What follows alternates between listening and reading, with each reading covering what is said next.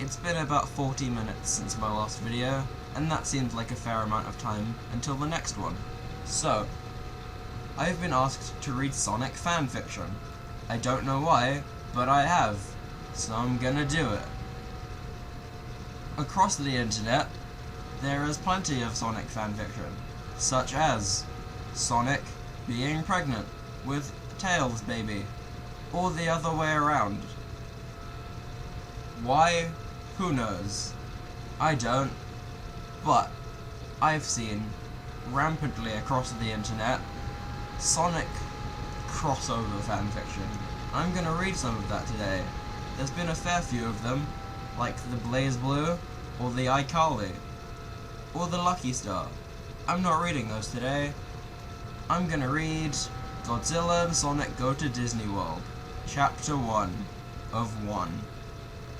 Godzilla and friends go to Disney World, Chapter 1. After a long flight from Monster Island to North America, Feet stepped out of the plane, and out came Godzilla, Rodan, and all their friends. Godzilla looked at the majestic castle. "Look at that castle," said Godzilla. Godzilla went to buy a Disney World camera. Rodan and Mothra walked up to the castle and looked at it. "Cool," said Rodan. "Are you kidding me? It's phantasmic. Get it?" said Mothra. "Yeah," said Rodan. Godzilla got the camera and a park map. Godzilla told them that they should split up and meet back at the monorail station for the fireworks. Rodan with Godzilla, King Ghidorah with Gigan, Kumonga with Kamacuras, and Mothra with King Caesar. So they split up and got ready for fun. What ride will they ride? Find out in part 2. There is no part 2. There is no Sonic to be seen. This is mean. Where's Sonic? Why is Sonic not with Godzilla? Who is worried about Sonic? I sure am. Now, I have 3 more. I don't know why, but I do. This is called Sonic on Monster Island. Sonic is on a Japanese island called Monsterland, with Amy, who has a small radio that plays all kinds of lullabies. Sonic: "I don't see any monsters, Amy. Do you?" Amy looked left and right. "No, I don't see anything. They sit on a rock to rest." "We may never find any monsters," said Sonic. "One thing's for sure, if we run into any bad ones, I could put them to sleep with my lullaby," said Amy. Suddenly a roar is heard loudly. Roar. It was Rodan. He comes behind them. "Huh? Yikes, it's Rodan," said Sonic. Amy screams. He closes in, growling angrily. He looks at them with hunger in his eyes. Amy quickly put him to sleep. "Right," said Amy as she turned on her radio. Soothing lullaby music started playing. It sounded like a xylophone, playing the ending theme from the Big Comfy Couch. The ending to the Big Comfy Couch was like a lullaby to Rodan. He tried to ignore it, but couldn't, as his eyes got heavy. Rodan roared yawningly. Rodan, yawn. He lied down. Sonic whispered, "It's working. Keep it up, Amy." She turned it up a little bit. Rodan closes his eyes slowly. Rodan, almost asleep. Yawn. The lullaby continues. He falls asleep and roars snoringly. Rodan, yawn. Sonic, "It worked. Let's get out of here, Amy." They tiptoe away. The end. Well, wasn't that a fun romp with Rodan and Sonic and Amy? Probably. I enjoyed it. There's 2 more, and they're something. I don't want to read this one. It's pretty long. I don't know why people put this much effort into Sonic fanfiction, but alright. So, this is called Without a Shadow of a Doubt. Chapter 1.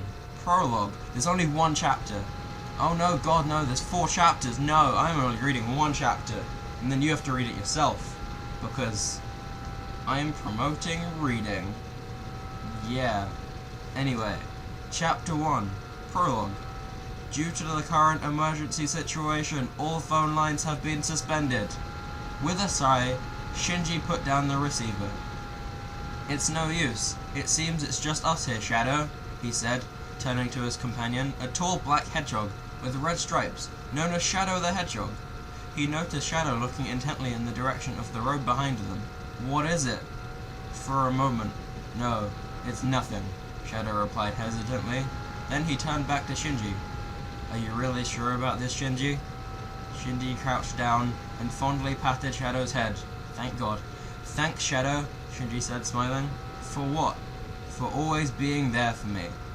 Shadow simply closed his eyes, enjoying the feeling of content that washed over him. Content. Crap. Then came the explosion. Kaboom. What was that? Exclaimed Shinji, looking anxiously around. That. Looking in the direction Shadow was pointing, Shinji witnessed something that made him freeze in place. A number of VTOLs appeared from behind the tall skyscrapers of Tokyo 3, followed by this thing. It was gigantic. It was of roughly humanoid shape, with a strange beaked mask for a face. It was shrugging off the VTOLs with impunity by putting up a hexagonal field and projecting some sort of energy lances out of its hands. Suddenly, Shadow tackled Shinji and they both vanished, mere moments before one of the VTOLs crashed in the exact spot they just vacated. The duo reappeared a dozen or so meters in front of it, warily getting on their feet. Hey look, it's her, Shinji exclaimed, pointing forward. Sure enough, a blue Renault was speeding towards them. Shinji waved at it. Let's go, Shadow. The Renault screeched to a halt in front of them, with the passenger door facing them, which flew ajar, revealing a purple-haired woman who yelled, "Get in!" Shinji leaped into the front passenger seat. Slamming the door behind him, Shadow opted to teleport into the back seat, and so they sped away. By the way, I'm Misato Katsuragi. Welcome to Tokyo 3, Shinji-kun. Misato introduced herself. Thanks, Katsuragi-san. Please, Misato is fine. Alright, Misato. Thanks again. What was that thing? An angel. An angel? Yep, that's what Nerve exists to fight against in order to protect all mankind. For a race considered worth protecting, you sure find enemies easily, remarked Shadow. Well what the hell is... Misato exclaimed, all but losing the control of the car in her amazement. Misato! Shinji attempted in vain to return her focus to the road. Eyes on the road, woman! Shadow barked. And so Misato did focus back on driving, just in time to avoid running into a tree. Misato, I would like you to meet Shadow the Hedgehog, Shinji introduced his friend. Nice to meet you, Misato said nervously. Humph. Ah, don't worry, he's always like that, Shinji said, smiling at Shadow, whose gave him the like what look. And so the bizarre situation in the car was stabilized. Speaking of, what is my father up to? Asked Shinji. He's actually the head of the whole operation, answered Misato, noticing the lack of emotion when Shinji spoke of the commander.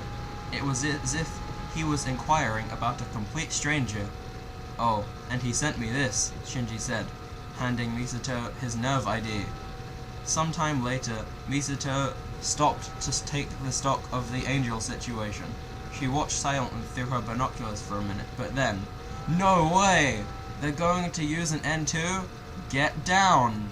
She exclaimed, throwing herself on top of Shinji.